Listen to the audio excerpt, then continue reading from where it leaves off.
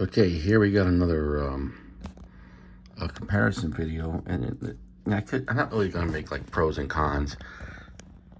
I guess you could say standard, and then I guess improvements.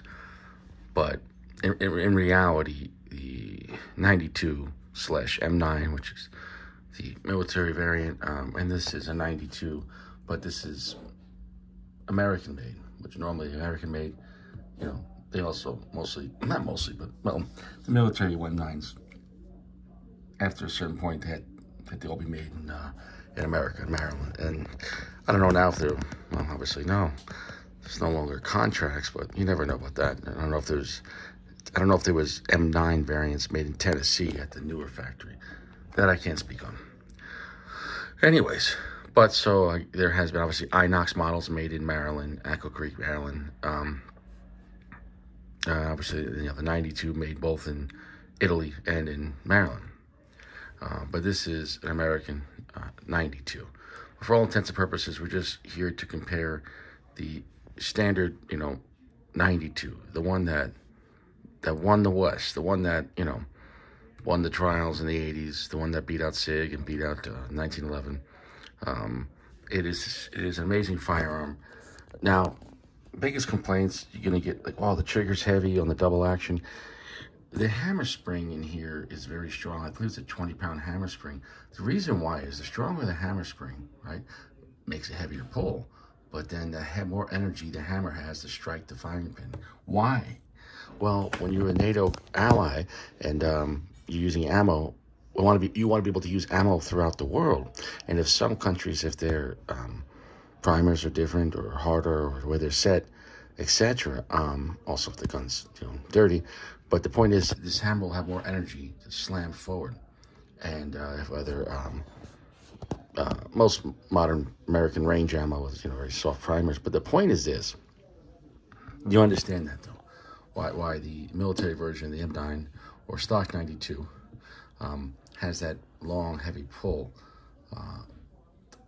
and obviously that even the single action, which is very nice, is still affected by that hammer spring. Later on, if you have a D spring, you can knock it down, I think, to like 16 pounds here, so which creates an easier trigger pull in double and single. But whatever. And then now people are getting crazy with LTT, and you can do all these other things. So, however, there is a benefit of a stock 92.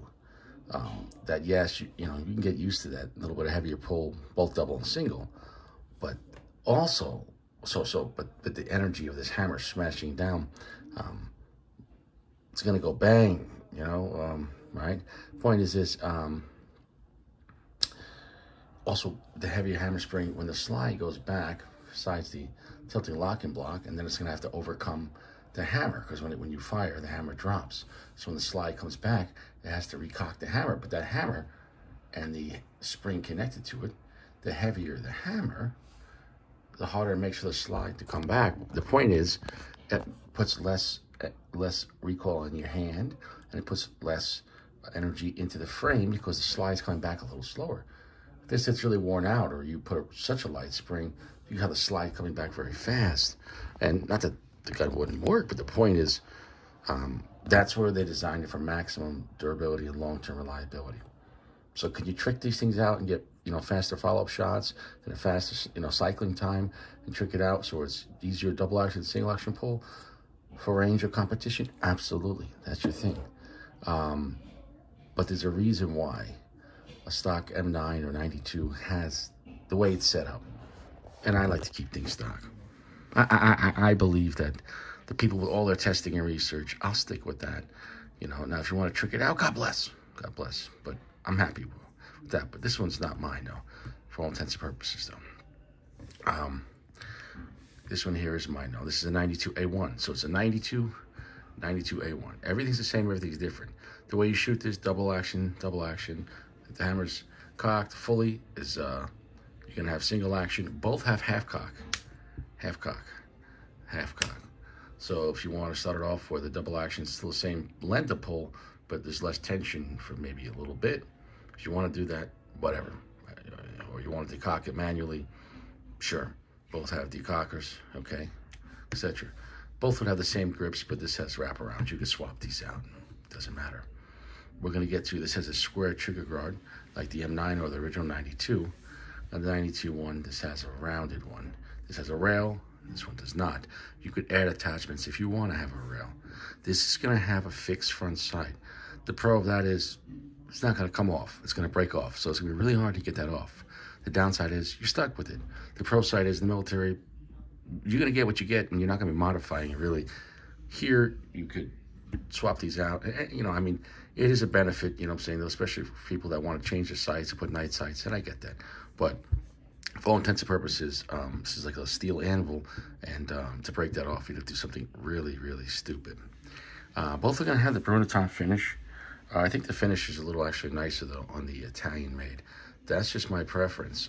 I think, my opinion, I think the original is always the best, and I know they say same parts, same material. I'd rather have Berettas made in the Italian factory versus in the Maryland factory or Tennessee. But that's my opinion on that. Also, the European ones, you're going to have matching barrel, slide, and frame because it's European. And like in other countries, the upper or the barrels, the gun, or in America, just not to say the lowers per se, but wherever the trigger mechanism is, that's the part that has to be serialized. So things coming out of Europe, they have a three-way, which same thing like an HK, USP, or something like that, which some people like. It's also nice to know if you buy something used, you know someone didn't swap out the barrel, some cheap aftermarket barrel, etc., if it has all matching numbers. Okay, here you're going to see it says Beretta, okay, USA Corp, Aqua Creek, Maryland, PB, right? Here you're going to see Pietro Beretta, right, versus Beretta USA, Pietro Beretta, right? And you're going to see that. Gardogna, Italy, etc. So you see that. Both are going to have very similar slide stops, mag release. This was made, oh shit, I couldn't tell you. This one's made in 2013. This is made before that. At a certain point, Beretta started adding in plastic parts. Like this has a plastic trigger. Doesn't bother me. This one, though, has a metal trigger, which I prefer. I could buy one of those and do it, but I'm not. It is what it is. It's not just a plastic trigger. It's a still steel trigger with polymer over it and produces a little bit of weight. And you could say, well, can't get corroded. Who gives a shit? All right, let's look at the other side. First of all, the 92 A1 it is a heavier gun. It's beefier. It's not by much, but it's definitely beefier. The slide's beefier. These guns have already been cleared. You can tell the frame here on the A1 is heavier. It's built for 40 cal. This is built for 9. You can see the undercarriage here. You see it is a lot more beefier. The mag wells are the same. Both have a lanyard loop. However, though the older one, this is a metal lanyard loop, and this is polymer. One, reduce cost and reduce weight. So I've never seen this break, but you could, as things went on, you could, I guess companies started like, well, you could upgrade it if you want. So I guess you could upgrade that or not. I don't see a problem with that. That's not a 92 A1 issue. That's just as time went on, a lot of companies started, you know, cutting costs where they can, because then you could fix it yourself or leave it as is. This has a classic look, or this is futuristic. You know, this shoots softer. This already shoots soft to begin with. It's even softer with the heavier frame and the heavier slide. And we'll show the internals, how you have the buffer. But in reality, if you had the metal trigger and they were both equally broken in, simply around the same similar trigger pull. Although I'm not sure if this has a D-spring from the factory. I'll have to look into that. So I could be wrong on that. It is what it is. See, you got different markings right here.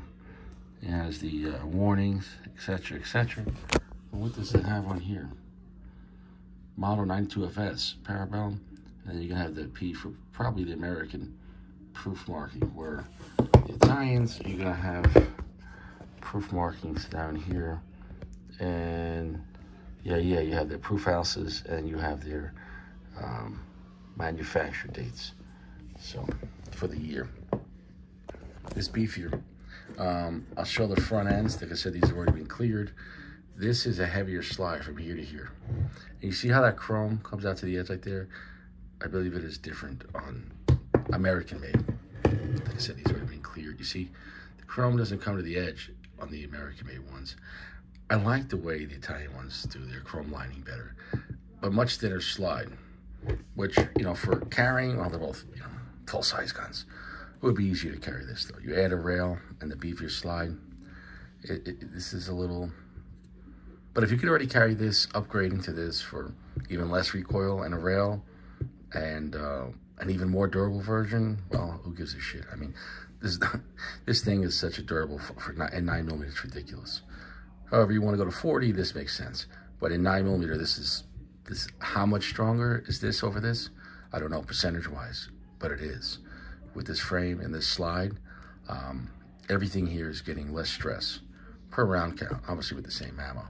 Of course, you know, your mileage may vary if you're not cleaning and lubricating the gun and you're shooting it to failure and shooting 1,000 rounds of the range on a dry gun and not cleaning or lubricating, and you're doing constant rapid fire and making all the parts extremely hot, and any gun's gonna wear out faster with the harder you use it. It is what it is. Let's show the internals. Well, before I show the internals clear, you can see it's a wider slide. You see, it's more flat on top. And later on, they had models with more modern Berettas. You could have a red dot. But you see here, they did change the geometry of the slide. The distance for the sights is the same. The safeties are pretty much the same. There you go. You see what I'm saying, though? Extractors look to be about the same. So it is what it is. Although this is not loaded, either of them, but you can kind of see a little bit of the loaded extractor indicator, even though it's not loaded, whereas here it's completely flush. I never realized that, but it's amazing when you start analyzing little details. You see the finish, though? You see the difference? The Italian finish is just a little darker, and it looks like a little thicker finish. I like the Italian finish better. That's just my opinion, though. All right, let's, now you've seen that.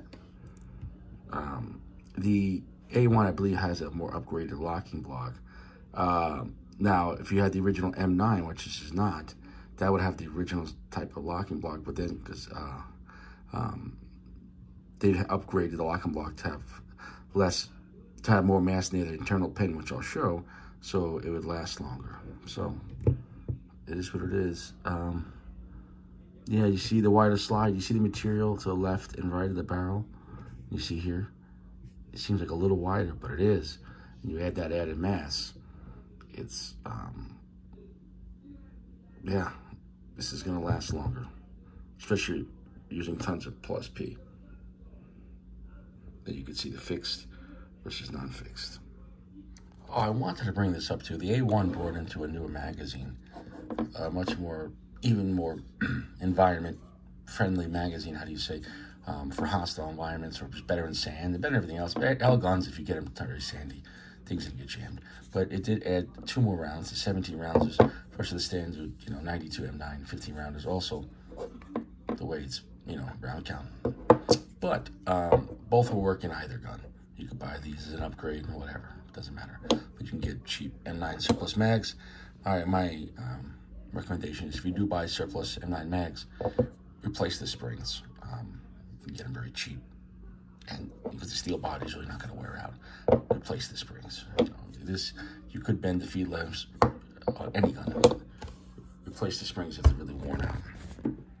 Clearly, you can see here on the M9, I'm sorry, the 92A1, you see the front of the slide here, more mass here. So this would not work on the regular 92 frame. Wouldn't fit. Would this one fit in the other one? That's a good question. I don't know. I don't feel like fucking that up. I don't want to try to. I don't want to try that. I don't want to try that. Let's look at the guide rods. Standard M9 guide rod, which I kind of like. I like the loose guide rods because you can just replace them, replace the spring. And if, you know, Yeah, where the other ones, if it's fixed, if something breaks, you lose it, you lose the whole thing. So you carry some extra springs on you, things wear out. This one here has a fluted steel, and I'm not sure if that's factory though. I don't know if someone who had this before me upgraded that, but it's nice. It's fluted and steel. But yeah, it is what it is. Springs guy was. Let's look at the barrel. Let's look at a standard 92 barrel. Now these are all clean and lubricated, so you want to keep these kind of guns lubricated, especially on the parts. A piece of hair there, on the parts that are going to have high friction. This locking block is one of the most important part of the gun. Now you see here the locking block, and where the pin is. On the original ones, which lasted a long time, but with a lot of wear, this is the part that is going to break eventually, and you replace it. What's good about it is it's not, whereas if this was a gun that locked into an aluminum frame, the barrel's locking and moving with this steel insert, and you can replace that. Whereas if this barrel was locking with a steel frame, if the frame cracked, well, the gun's over. So it's a smart design to have a piece that could be replaced, that takes a lot of the stress, and this is steel, not aluminum, and when this wears, it's very easy to swap it in, swap it out. Anyone can do it. But you want to keep these parts here lubricated. See all the metal in here? When this is connected into it, there's a lot of things going on. But this locking block, which makes, well, there you go. It's very easy. See how that comes out? I'm gonna have to put that back in. Now, true to word, that's how easy it is to pop out and to put it back in. It takes 2 seconds. You see, I keep it lubricated. Keep your locking blocks lubricated. Now let's look at here. Well, it looks like I'll be putting back locking blocks tonight. Keep your locking blocks lubricated. I can't stress that enough. The 92A1 locking block looks a little different. Let's compare it. Put it upside down. The material has a little bit of a different look to it. I can't tell exactly. I couldn't tell exactly. I'm not a scientist. I have to find out for you though. See, the chroming on the Italian one's nicer. They have the Italian barrel, and they have the American-made barrel. I like the Italian shit better. I just can't stress that enough. Look at that chrome lining. It's nice, but the Italians do a better job. I think the fit and finish on the Italians are better. That's my opinion, bro. And now that we got the slide, classic 92 slide. It feels much lighter than the 92A1. This thing feels a lot beefier. But you might not want that. Do you need that? No. You don't. There was no reason for this, except to make this even more durable. So is there a reason for it? No. And in fact, this is more exciting. The regular 92 M9 is more exciting to shoot because with the lighter weight, it has a little more snap to it, and it's a little more exciting. This, with the heavier weight, shoots so soft that in your mind, you're getting less out of it. But this is the more durable gun. So if that makes any sense, so the 92A1 is the better gun. But mentally, I think you have to have a classic 92 or M9. That's the first Beretta you should have, and then go from there, because that's the standard. It's like a classic Colt 1911, a GI issue. That was the one that, that was the one. And the 92 M9, that was the gun, The M9's gonna have different sights. 92 has, 3-dot. M9's gonna have, not the 2. But yeah, so clearly you can see differences there. We have the aluminum buffer in there, and everything about this you can see is beefier compared to this. So nothing wrong with the classic 92 M9. See those see, you have steel and aluminum in there. You want to keep that shit lubricated. You want to keep these rails lubricated. I can't stress that enough. Yeah, that's definitely the 20-pound hammer spring.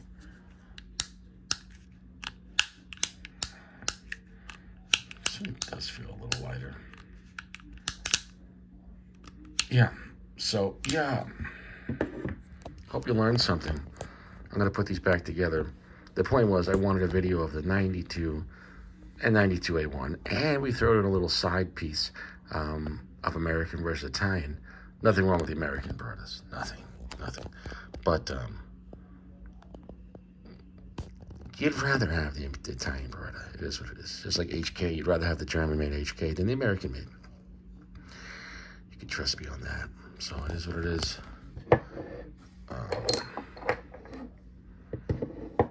Yeah. There you got it. There you go. No, there you go. We're done here. It was just a quick, overall comparison of the A1 92 versus the classic 92. And the lines on the, I do like the square trigger guard. It's owed to the 80s. Oh, they did change this up too, though. Due to Lethal Weapon. Lethal Weapon 4 were Jet Li. Dude, this is how much. Lethal Weapon 1 is what helped sell Beretta all over the world. And the Lethal Weapon 4 is what made Beretta change this, because Jet Li took the slide off of Mel Gibson's gun. And so everyone's like, oh no, people could just take our slides off in a gunfight. So they made it smaller. Because of Jet Li. That's a fucking true fact. And then this piece here happened because of the Navy SEALs, but it really is because some idiot overpressurized the ammo, and they were using proof ammo, which is much higher pressure, and it broke the SIG too. And what happened was the slide cracked and someone got hurt. So even if the slide did break off the gun, well, how do I say? If it sheared, like if the lug sheared, because this is the part that gets hit here. If that sheared off and coming back too fast, the slide wouldn't come back and hit someone. It's just going to get locked on this steel pin. That's there as a backup.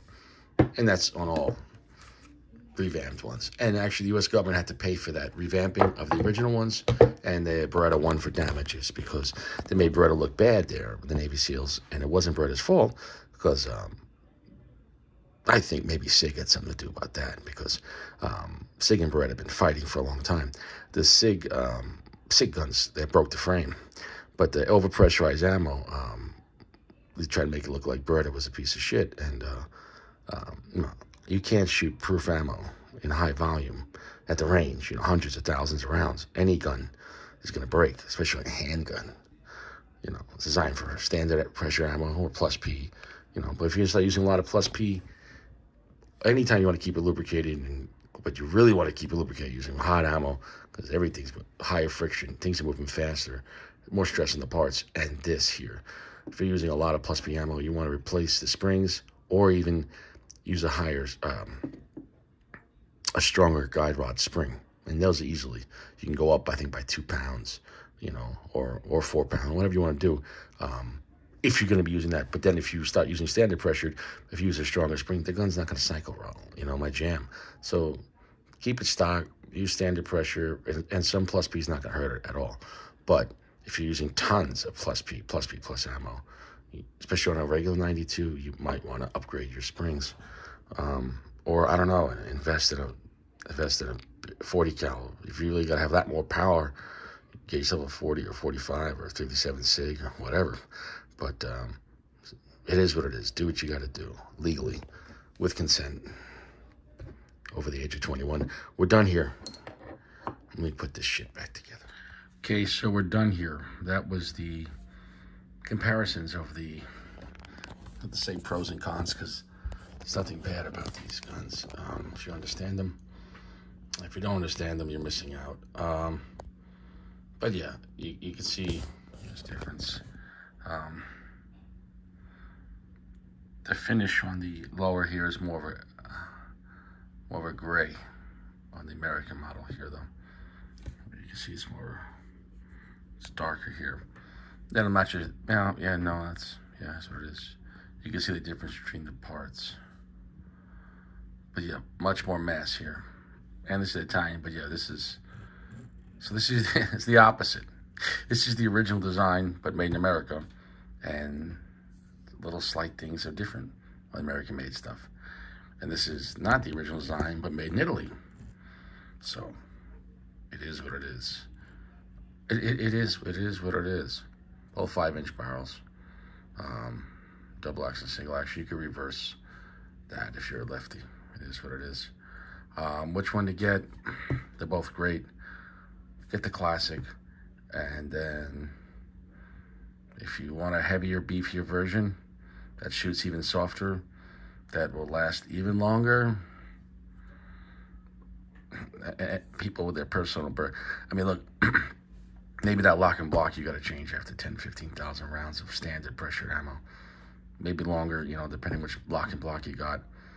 And most people don't shoot 15,000 rounds. I'm talking about hard use. It is what it is. So, we're done here. Hope you had a good time. There's differences, similarities, but yeah, you can't. I tried to put the 92 on this, and it wouldn't lock up. It's like, nope. And you're definitely not putting the big boy on the skinnier frame. So it is what it is. Don't try to swap shit. Even though mags are fine, grips are fine, maybe rear sights, maybe the safeties. I don't know about the trigger bar on the A1. This feels a little wider. Is what it is. We're done.